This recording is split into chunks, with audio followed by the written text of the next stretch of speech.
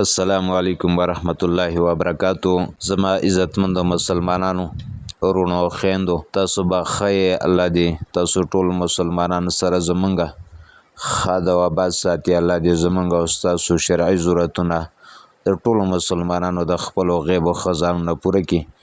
الله دې زمونږ او ستاسو د آخرت او د دنیا زندگی د خوشحالو اسباب وګرځي.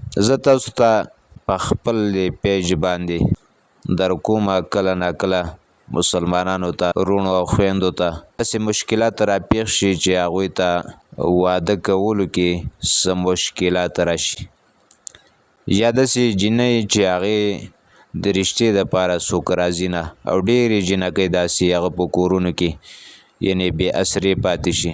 سهار له د هغوی ورونه د هغوی قدر نه کوي، د هغوی رونداران خپلوان د هغوی د قدر خیال نه ساتي.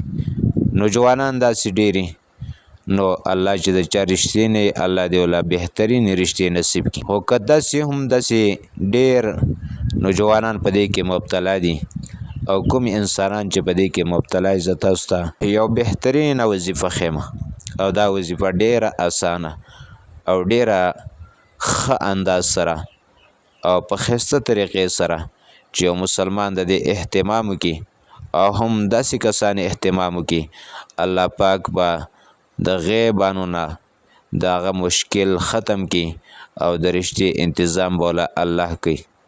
کله چې هم داسې مسله راشي نو د دغه جینۍ چې د هغې دپاره رشته نه راځي یا داسې هلک چې د هغه دپاره څوک رشته نه ورکوي، د هغه مور صاحبه به په خپله دې هم وکړي او مور دې د هغه هلک یا د جینۍ مور دې د تهجد د شپې د مانځه نه وروستو 101 پېرې درود ابراهیمي دې وایي. هغه درود کوم چې موږ مانځه کې وایو اللهم صل علی محمد وعلى آل محمد کما صلیت علی ابراهیم وعلى آل ابراهیم انک حمید مجید. اللهم بارك على محمد وعلى آل محمد كما باركت على إبراهيم وعلى آل إبراهيم إنك حميد مجيد.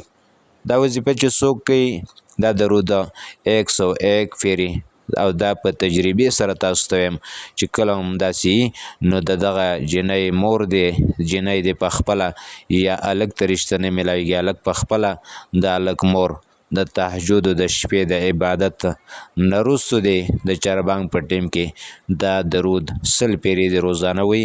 الله به د ښه انتظام کې الله چې د چا رشتې نه الله دې وله بهترین رشتې د نیکو خلکو سره دی الله نصیب کړي. آمین.